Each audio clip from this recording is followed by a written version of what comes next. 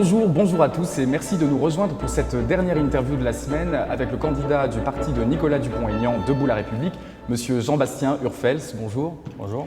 Alors, vous le savez bien maintenant, vous pouvez réagir et poser vos questions aux candidats qui y répondront personnellement, tout simplement en postant un commentaire ou votre question sous cette vidéo sur les Framboettes, sur YouTube ou sur lepetitjournal.com, qui est donc le média des Français établis hors de France et qui est notre partenaire. Alors c'est donc notre dernier jour au palais de Quintela à Lisbonne. Merci à l'université IAD, à Géraldine Ribeiro de l'agence G37, merci au petitjournal.com, donc notre partenaire, merci à Jean-Marc Pasquet, Jean-Pierre Pujol pour leur complicité et à Blizzard Productions qui a réalisé donc ces 7 entretiens. Alors Jean-Bastien Urfels est originaire d'une famille d'immigrés attachés aux valeurs de gauche. Il est né dans le Var, il a 33 ans. Il vit depuis 2007 en Espagne. Après un CAPES d'histoire-géographie, il obtient un master en histoire des institutions et idées politiques et actuellement il est doctorant. Alors il enseigne d'abord en France, puis dans un lycée français à côté de Barcelone, jusqu'à en devenir le proviseur adjoint. Il est marié et il va bientôt avoir une petite fille, félicitations. Merci. Jeune, il s'engage d'abord auprès des jeunesses socialistes. En 2002, il soutient Chevènement au présidentiel et milite contre le projet de constitution européenne en 2005. Alors ce projet est rejeté par référendum, comme vous le savez, en France, mais malgré tout maintenu. Et c'est à ce moment-là que M. Urfels donc, décide de rejoindre Nicolas Dupont-Aignan et Debout la République. Monsieur Urfels, rebonjour. Donc vous êtes le plus jeune des candidats, ça mérite d'être souligné. Donc première campagne, j'imagine. Comment ça se passe pour vous, cette première campagne? Écoutez, c'est une nouveauté à tout point de vue, puisque les choses commencent dans un parti jeune, pour une élection qui est nouvelle aussi, et c'est effectivement ma première expérience politique. Donc c'est l'enthousiasme, on va dire, des débuts. Alors, vous avez décidé de rejoindre Nicolas Dupont-Aignan, dont on connaît le score faible, on peut le dire, qu'il a fait à la présidentielle. Est-ce que vous arrivez, avec cette étiquette, à vous faire entendre ici, à l'étranger, et donc les Français expatriés sont peut-être un peu moins mordus de politique intérieure qu'en France. Voilà. Alors, est-ce que c'est facile pour vous de parler aux gens et de vous faire entendre avec cette étiquette? Écoutez, d'abord, rapidement, je voudrais remettre en perspective le score de Nicolas Dupont-Aignan. Effectivement, c'est un score qui est modeste. Maintenant, si on regarde l'ensemble des petits candidats, il n'est pas non plus ridicule. Oui. Et puis, il faut prendre en compte que la campagne est officielle, c'est-à-dire égalité de temps de parole a été très courte. Et finalement, je suis un petit peu dans la même situation. Avec ceci dit, une particularité, c'est le fait d'être à l'étranger, comme vous le dites très bien, avec un intérêt pour la politique peut-être, pour l'instant, des Français de l'étranger qui est assez faible. On l'a vu lors des dernières élections présidentielles, les taux de participation qui sont faibles. Oui. Et donc, la question que je me suis posée au départ n'était pas de savoir si j'allais être ou non dès le début entendu. C'était précisément de convaincre, et en particulier de convaincre ceux qui a priori ne seraient pas allés voter, pour des raisons ou des autres, de s'engager en politique, de faire confiance aussi à une nouvelle voie, parce que je crois qu'il est nécessaire, dans le contexte actuel, de proposer une autre voie politique. Alors, une autre offre politique. Vous, à titre personnel, dans cette élection législative, quel est votre objectif en termes de score ou objectif personnel? Est-ce que vous voulez d'abord vous faire connaître en sachant qu'il y a peu de chances que vous soyez élu? Quel est votre objectif en fait? Écoutez, on revient toujours au même problème. C'était celui des sondages pendant l'élection présidentielle. Et on a vu les surprises que certains ou certaines ont créées. Les chances d'être élu, pour l'instant, sont difficiles à évaluer. Il est vrai que la campagne que je mène est avant tout une campagne d'idées. C'est vrai que, comme je l'ai dit, Debout la République est un parti jeune sur la scène politique française. Et mon objectif aussi est de faire progresser à travers cette campagne les idées de Debout la République. D'accord. Alors, comme plusieurs candidats, vous avez choisi d'articuler votre programme autour de thèmes forts qui sont l'école, l'emploi et la fiscalité et le social. Alors, un des grands sujets de cette campagne et qui intéresse beaucoup les Français expatriés, c'est la prise en charge des frais de scolarité par l'État.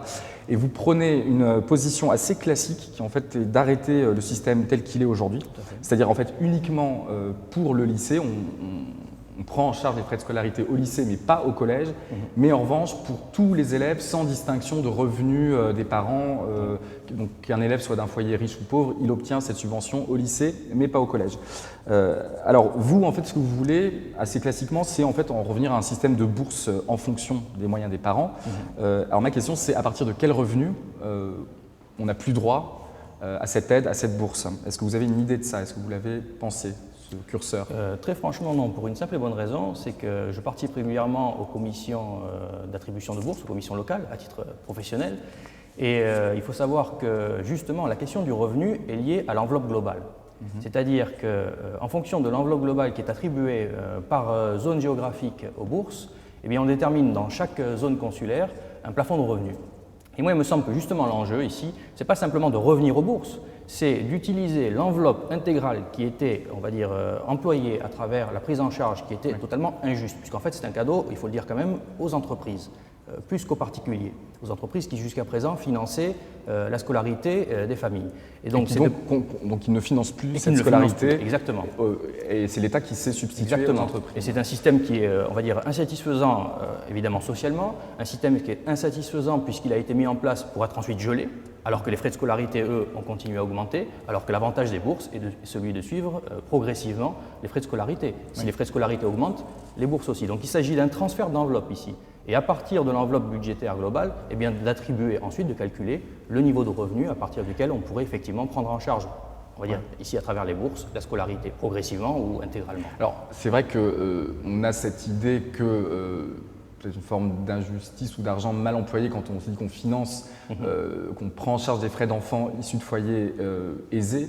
Mais le problème, c'est que les frais de scolarité, vous l'avez dit, ont augmenté considérablement et que les écoles, de manière générale, à l'étranger, les lycées français sont chers et peuvent s'avérer d'un coût exorbitant, y compris pour des foyers qui, par ailleurs, sont aisés, mais enfin, le coût est quand même assez lourd. Donc, le fait de supprimer cette aide à des foyers dits aisés, est-ce que voilà, ça ne va pas les effrayer, puisque pour eux, c'est quand même un poste important dans leur budget? Je ne pense pas, parce que par ailleurs, mon programme propose un gel de l'augmentation des frais de scolarité. C'est-à-dire pendant 5 ans, le temps de faire un audit réel, que les frais de scolarité soient maintenus à leur niveau actuel. Parce qu'il me semble que beaucoup d'économies sont à faire à l'intérieur de la zone ibérique, mais plus largement au niveau de la EFE, et que ces économies pourraient permettre de gérer autrement, notamment au niveau des examens, beaucoup d'argent est dépensé parfois de manière un petit peu inutile, de gérer autrement le financement de nos écoles. Et il me semble ici qu'il est possible d'offrir à des familles qui sont, on va dire, avec des revenus, il ne s'agit évidemment pas de toucher aux familles qui appartiendraient à la classe moyenne ou à la classe moyenne supérieure, mais surtout, je l'ai dit, d'éviter que des entreprises qui en ont largement les moyens, qui jusqu'à présent finançaient la scolarité de leurs cadres, eh bien, s'exonèrent de cet effort. Rapidement, c'est votre domaine puisque vous êtes proviseur adjoint, ça intéresse aussi beaucoup les gens. Vous avez une mesure originale, vous êtes le seul à en parler, vous voulez créer des classes prépa dans les lycées de Français expatriés, donc à l'étranger. Alors j'imagine que c'est des classes prépa aux grandes écoles et écoles de commerce, mais françaises, puisque c'est un système franco-français, c'est le système de concours qui n'existe pas. D'accord, c'était juste pour préciser ça. Autre chose, toujours sur l'école et l'éducation, vous voulez négocier des accords pour permettre, alors il faut m'expliquer ça, une juste reconversion des notes du bac français et de les convertir, de faire une sorte d'équivalence adaptée au Portugal, à l'Espagne, Andorre ou Monaco.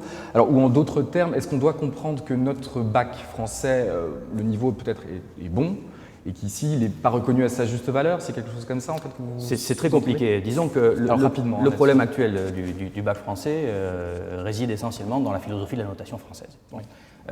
Et il est vrai qu'essentiellement au Portugal et en Espagne, c'est là qu'on rencontre ce problème, beaucoup d'élèves de très bon niveau, on va dire, ne sont pas reconnus justement à ce niveau-là pour entrer à l'université localement, c'est-à-dire au Portugal et en Espagne. Et c'est une question qui est liée aux frais de scolarité, c'est-à-dire que si nos établissements, tels que la situation nous le montre aujourd'hui, perdent en attractivité, notamment en attractivité de populations locales, eh bien, cela aura aussi une répercussion en matière de frais de scolarité. L'idée ici est de créer tout simplement des filières locales qui existent dans certains pays, en Amérique latine notamment, qui ont existé en Espagne, en parallèle des filières françaises pour les élèves qui voudraient rester à l'université en Espagne ou au Portugal. Alors, on va passer à un autre thème très important qui est l'emploi. Vous proposez d'étendre les missions d'UbiFrance et de la mission économique. Alors, je rappelle que ces deux entités en fait, ont pour but d'aider à l'implantation des entreprises françaises sur la circonscription, donc les accompagner, les renseigner, faire des études de marché voilà, un boulot d'accompagnement. Mais alors vous, votre idée, c'est d'étendre leur mission aux entreprises françaises, mais qui sont déjà présentes au Portugal et en Espagne, et donc de leur fournir un nouveau service, c'est ça? Voilà, et notamment des entreprises de droit local, créées par des Français. C'est-à-dire que j'aime bien parler de patriotisme économique, mais j'aime bien aussi penser que ce patriotisme, il s'applique non seulement en France, mais aussi à l'étranger. Je crois qu'il est temps de s'inspirer de ce qui se fait notamment dans les pays asiatiques. On le voit, on le voit bien en Espagne, notamment chinoise, ou la présence sud-coréenne, à travers les missions économiques, les ambassades respectives de la Chine et de Corée du Sud, assurent un travail d'accompagnement de leurs nationaux, de leurs ressortissants, dans la création d'entreprises, y compris de droit local. Et je pense ici en particulier aux TPE et aux PME. C'est-à-dire qu'il ne s'agit pas ici simplement de soutenir les grands groupes à l'export. Il s'agit de permettre la création d'une activité de la part d'individus ici qui, sous la forme de l'artisanat ou sous la forme de petites entreprises, cherchent à créer une activité et à développer des emplois. Alors, vous parlez aussi de créer un accompagnement juridique, linguistique, humain, des projets de création de PME. Donc là, on s'adresse à des entreprises beaucoup plus petites. Alors ça, c'est évidemment une mesure formidable, hein, puisqu'il est évident que, notamment au Portugal, beaucoup de créateurs, de petits entrepreneurs se sentent seuls face à une bureaucratie qui peut être très compliquée, à une administration locale parfois difficile, et ne trouvent pas ou peu ou sont mal renseignés, enfin, ont du mal à trouver de l'aide auprès des pouvoirs publics français. Mais alors, donc cette idée de créer cet accompagnement à destination des PME, qui le fait? Est-ce que c'est gratuit, payant? Est-ce que c'est un service public? Est-ce que c'est privé? Comment c'est financé? Et puis d'abord, qui le fait donc? Voilà, mon idée de départ était de partir de ce qui existe, ou ce qui devrait exister plutôt, si on revenait, c'était une autre de mes propositions sur la révision générale des politiques publiques, sur la RGPP et sur le retrait de tous nos consulats. Ça serait de partir justement du réseau consulaire pour, à l'intérieur de ces réseaux consulaires, développer des agences économiques, tout simplement. Des agences économiques qui soient à l'écoute des petits entrepreneurs, sur la base de prestations, on va dire, minimales qui seraient gratuites, et d'autres prestations qui seraient donc sur des tarifs variables en fonction de leur intérêt. Alors, une autre idée qui paraît pleine de bon sens et qui rejoint le besoin d'un grand nombre de Français, et notamment au chômage ici, c'est la création d'une bourse virtuelle unique de l'emploi sur toute la circonscription. Donc en gros, j'imagine qu'il s'agit en fait d'une sorte de pôle emploi virtuel sur Internet, quelque chose comme ça, et qui centraliserait toutes les offres d'emploi, chose qui n'existe pas pour l'instant. C'est vrai que ça serait bienvenu et utile. Qui le met en place? C'est un peu la question que je posais tout à l'heure. Comment vous voyez ça? Enfin, qui fait ça et comment? On pourrait très bien envisager, c'est la question que je me suis posée, de mettre en place ce type de bourse d'emploi à travers un partenariat, j'allais dire, à 3 acteurs. Entre le réseau consulaire précisément, les chambres de commerce et d'industrie et les entreprises. Entreprises qu'elles soient françaises et locales. Je vois en Catalogne notamment, beaucoup d'entreprises catalanes sont intéressées évidemment par l'emploi de ressortissants français ou de personnes parlant français et pouvant développer les relations entre la France et la Catalogne. Mais qui s'occupe concrètement de mettre en place techniquement cette plateforme? L'initiative viendrait du réseau consulaire, encore une fois. C'est-à-dire que l'idée, encore une fois, est de passer par le service public. Parce que je crois qu'il y a aussi une mission de service public assurée auprès des Français de l'étranger. Il est évident que les Français de l'étranger doivent être soutenus. Il me semble que c'est naturel si la France veut encore prétendre être une grande puissance. On va aborder un dernier thème important qui est celui de la fiscalité des impôts. Alors vous voulez créer un impôt de citoyenneté pour empêcher la fraude fiscale, mais bon, du coup cet impôt ça s'impose à tout le monde. C'est-à-dire que, si j'ai bien compris, vous allez me dire si je me trompe, si on est français de naissance, d'identité française, nationalité française, c'est-à-dire qu'on paye où qu'on soit dans le monde, on paye cet impôt de citoyenneté, et même par exemple si je suis français, que je travaille en Espagne avec un contrat local dans une entreprise espagnole, que je paye mes impôts en Espagne, j'aurai quand même cet impôt de citoyenneté à payer ou pas? Ce n'est pas exactement ça. Alors, tous les Français sont soumis à déclaration d'impôts, ce qui ne signifie pas payer les impôts. En France, par exemple, l'impôt sur le revenu est déclaré par tous les actifs et certains en sont exonérés. Eh bien, il s'agit exactement d'aller dans le même sens, puisque l'idée ici est de créer un système de péréquation et de permettre donc aux Français qui, vous avez cité ceux qui sont en contrat local, cotisent déjà à travers les régimes de sécurité sociale locaux, de ne pas payer, c'est-à-dire d'être exonérés de cet impôt en France dans la mesure où ils payent déjà cet impôt à l'étranger. Cette mesure, en fait, elle s'adresse à tous ceux qui, et ils sont une minorité, et je crois qu'il est temps maintenant de distinguer entre les Français qui travaillent et cotisent à l'étranger, que ce soit au régime français ou au régime local, et ceux qui vont à l'étranger pour échapper à la fiscalité française. Cette mesure, justement, elle s'adresse non pas aux travailleurs, mais elle s'adresse à ceux qui se sont expatriés pour des raisons évidemment fiscales. Le Portugal et l'Espagne ne sont pas vraiment célèbres pour être des paradis fiscaux. J'imagine que dans la circonscription, vous pensez plutôt à Andorre et Monaco. Tout à fait. D'accord. Est-ce que vous souhaitez rajouter rapidement une chose qui vous tient à cœur qu'on n'a pas abordée, un point du programme? Oui. Voilà, dites-moi. Le fait que mon programme est évidemment accessible sur Internet. Le fait que mon programme s'articule… Alors, redonnez le site internet tout de suite, comme ça. Alors, le site internet, c'est pour l'instant http, donc sans www, jeanbastien-urfels2012.unblog.fr. Un blog, comment vous l'écrivez? Un blog, unblog.fr. Très bien.